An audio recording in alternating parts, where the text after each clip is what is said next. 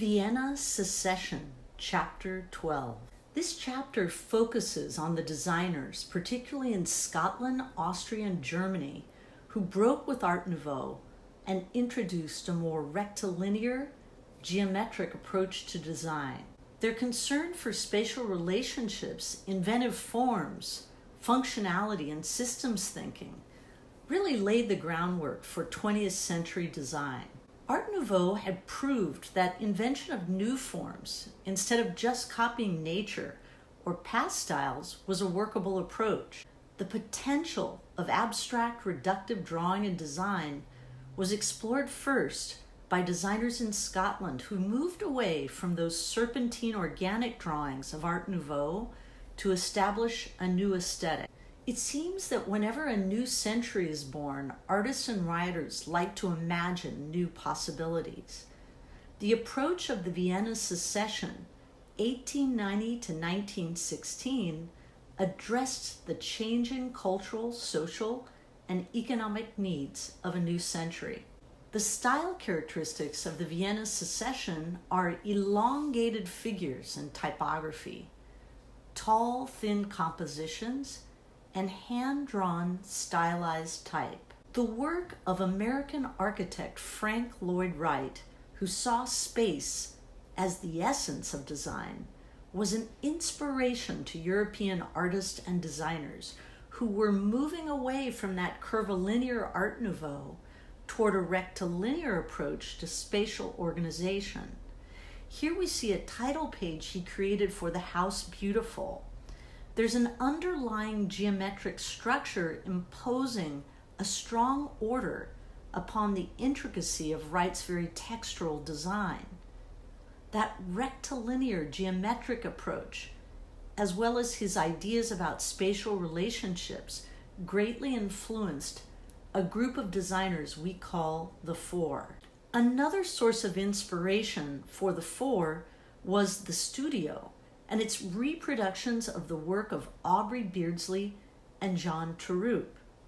This group of young students from the Glasgow School of Art in the early 1890s included Charles Rennie Mackintosh, Herbert McNair, and sisters Margaret and Frances MacDonald.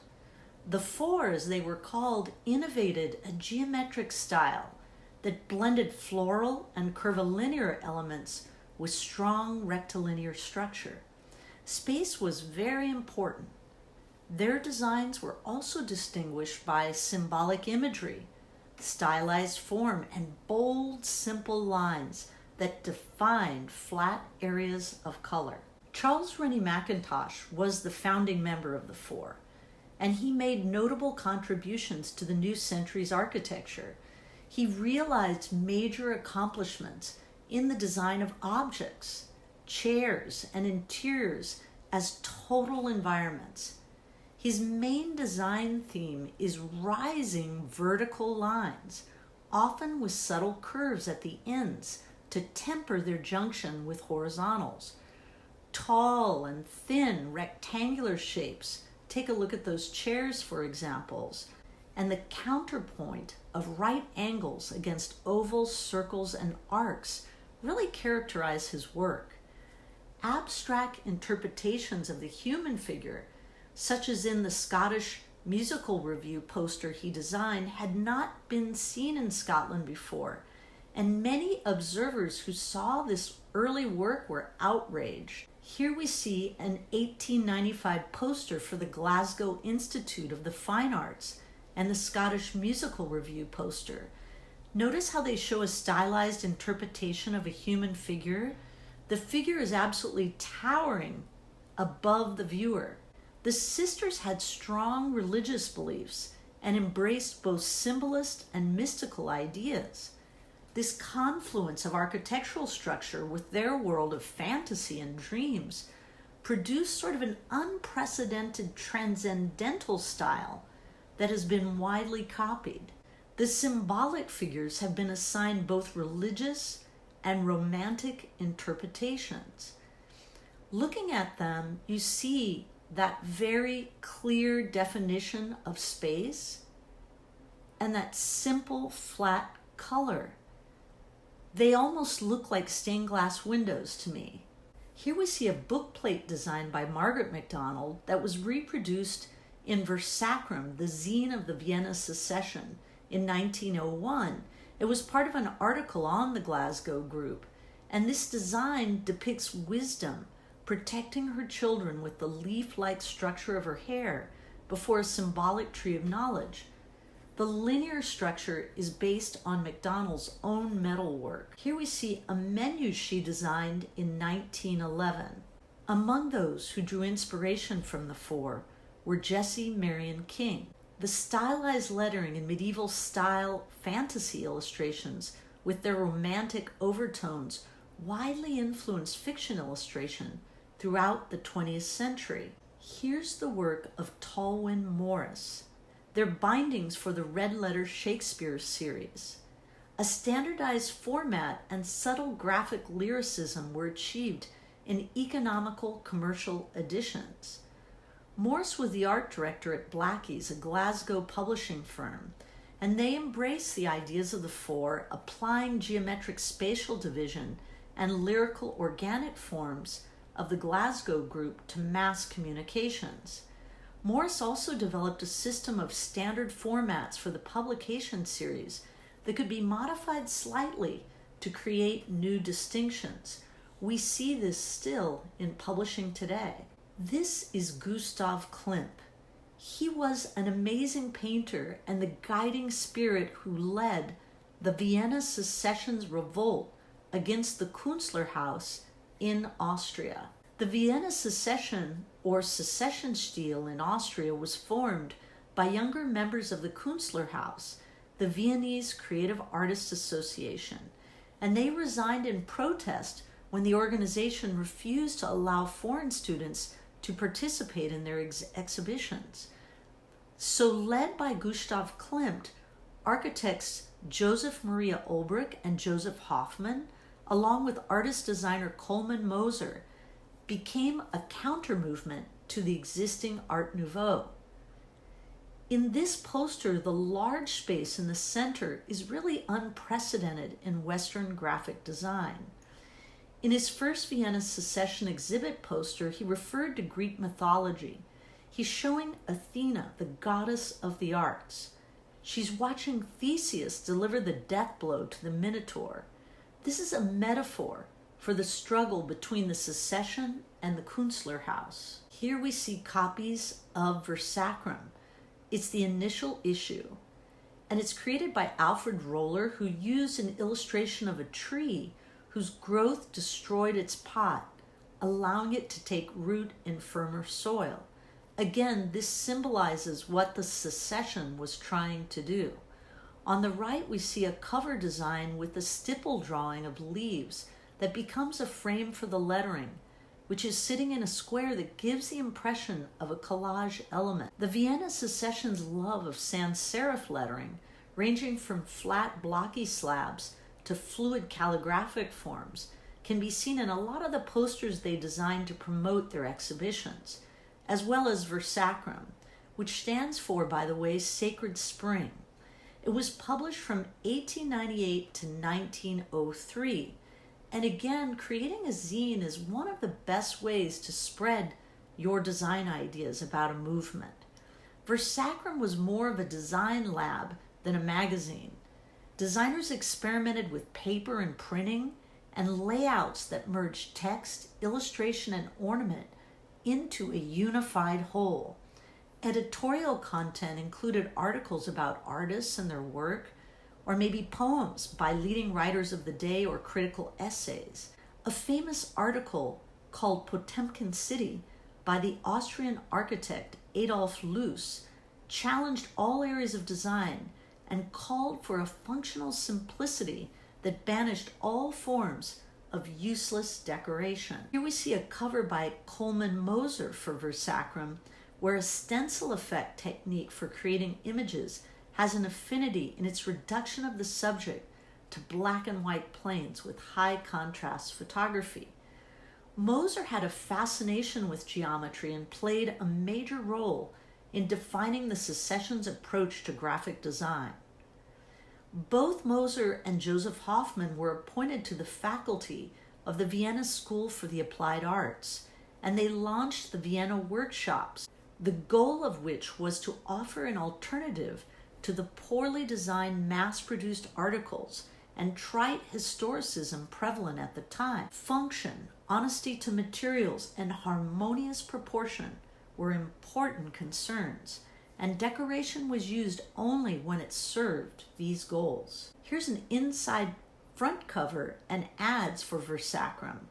All of the ads and the makeup of the whole page was carefully designed to avoid graphic clutter and clash, usually present when a lot of small ads are clustered together.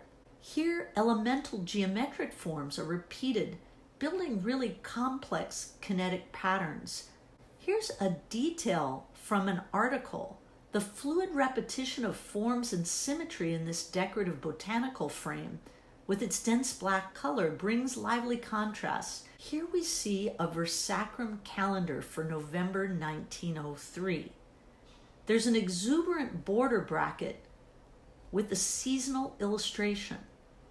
Notice the lettering and how hand-drawn and stylized it is. Moser's poster for the 13th Vienna Secession exhibit and Alfred Roller's poster for the 14th exhibit, both from 1902, are really outstanding examples of the style, the geometric patterning and modular design construction that really inform the design language of the mature phase of the Vienna Secession. Here we see mathematical patterns of squares and rectangles contrasting with the circular forms of the figures and letter forms.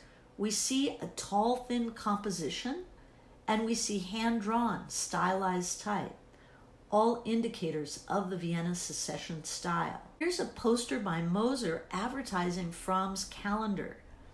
It was used by the client with color changes for 15 years, and here Moser depicts a goddess of personal destiny. She's holding a snake ring and an hourglass, which are symbols for the eternal circle of life and the passing of time. Here's another poster for an exhibit with a metallic gold bronze figure and olive green background that are printed on yellow tone paper that forms the contour lines. Here we see personal monograms designed by secession artists that were reproduced in a 1902 exhibition catalog. Alfred Roller made significant innovations in graphic design because he had a masterly control of very complex line, tone, and form. He was a set designer and scene painter for theater, and his principal work as a graphic designer and illustrator for Versacrum and secession exhibition posters kept him busy.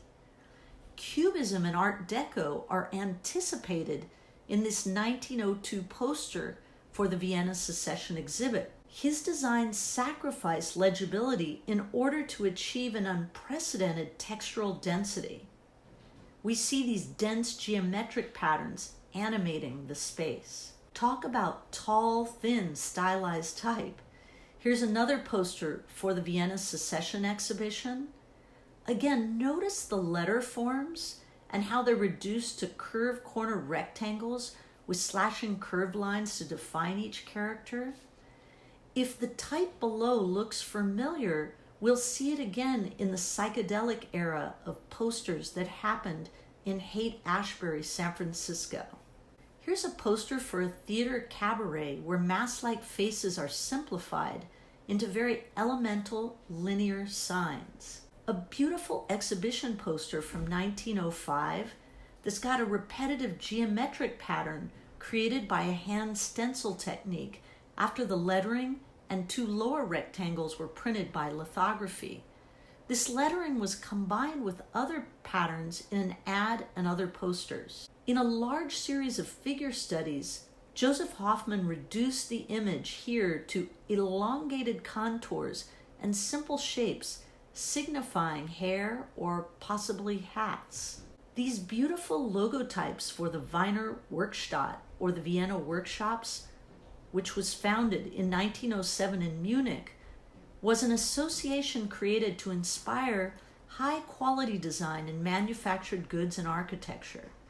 They advocated a marriage of art with technology and recognized the value of machines, advocating design as a way to give form and meaning to all machine-made things, including buildings. Soon after they formed, two factions emerged, a union of artists and craftsmen with industry who wanted to elevate the functional and aesthetic qualities of mass production, particularly in low-cost consumer products. The other faction was led by Henry van de Velde. Here we see the registered trademark and monogram which was applied to products of the Vienna workshops, demonstrating the harmony of proportion, lyrical geometry, and clarity of form that really characterized designs. This is a very important person in the history of graphic design, Peter Behrens. He was a German architect and designer, and he helped the modernist movement and several of the movement's leading names, including Ludwig Mies van der Rohe, Le Corbusier, and Walter Gropius. We're going to hear all about them in future chapters. Again, as a German artist, architect, and designer, his advanced thinking about design influenced architecture, industrial design, and graphic design, and really set the stage for the future. He was an early advocate of sans serif type, and his 25-page booklet, Celebration of Life and Art, is believed to be the first to use sans serif type as a running book text. In 1903, he moved to Dusseldorf to become director of the Dusseldorf School of Arts and Crafts. The introductory courses that he developed there were precursors for the Bauhaus preliminary course. Two of Behrens' apprentices, Walter Gropius and Ludwig Mies van der Rohe, served as directors. A modular element composed of a square circumscribed around a circle was the basic building block for his compositions, which we see on the top right. He pushed 20th century design toward rational geometry as an underlying system for visual organization. Behrens experimented with the concept of total design as early as 1900. He designed his house and all of its furnishings, from furniture to cutlery to china. Here we see the decorative geometric design and sans serif lettering he created based on a square foreshadowing Art Deco design of the 1920s and 30s in the image to the left. On the right, a sharp angularity characterizes this title page. It's a dedication to the Darmstadt artist colony that's ornamented with controlled curvilinear rhythms. When he was appointed artistic director of an electrical company called AEG in 1907, he introduced this concept to industry with the first comprehensive visual identification system that included graphic design, architecture, and product design. He was one of the fathers of branding. That same year marked the founding in Munich of the Deutsche Werkbund, the German Association of Craftsmen, which advocated a marriage between art and technology.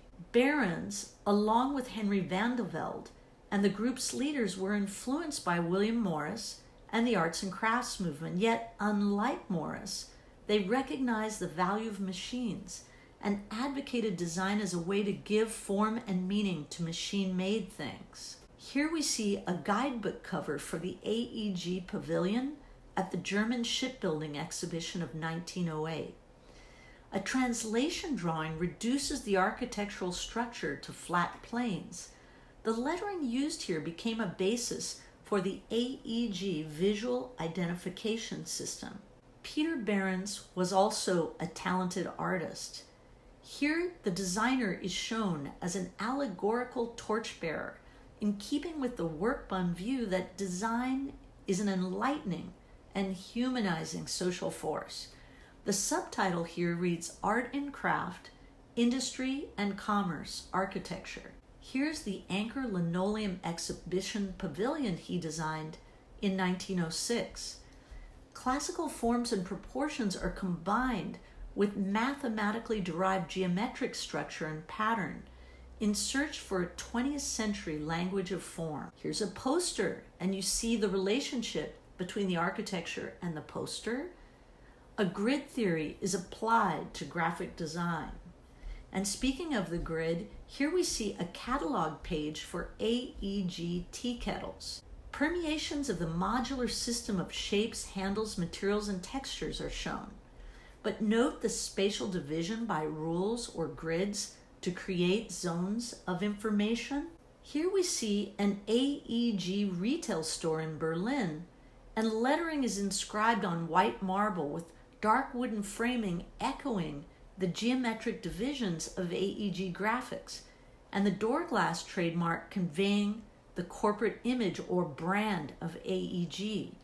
Posters were often hung on the 3-panel screen behind the window display. And again, this emphasis on the total look and feel of a brand was a new idea introduced by Behrens. Here we see the accidents grotesque typefaces. An elegant system of weight contrast is achieved in these very pioneering letter forms. Here's another font, railway type. These elemental letter forms were prototypes for reductive design. In England, the Underground Electric Railways of London, under the leadership of Frank Pick, launched a successful poster campaign to encourage the use of public transit. Pick selected the designers personally and provided them simply with a theme or subject. In 1916, he commissioned Edward Johnston to design an exclusive patented typeface. The result was a sans serif with a consistent stroke weight, whose proportions were based on classical Roman inscription. The Identity Project expanded then to include the signage we see here, station architecture, product design, as well as the design of station platforms, trains and buses, as well as coach interiors. Through their commitment to design and their demonstration that design could make a positive contribution to the environment, the Underground really became an international model for corporate design responsibility. Here we see the design created in 1918 that is shown in the 1972 version that is still used today if you visit London. Now let's take a look at the contemporary influence of the Vienna Secession on modern graphic design. In Glasgow, you'll find this beautiful mural that pays tribute to Charles Rennie Mackintosh. And take a look at the fashion inspired by his work. Here we see on the left a cover of the Werk Sacrum zine used by the Vienna Secession. And on the right, we see a poster, Obey Propaganda, by the very famous street artist Shepard Fairey.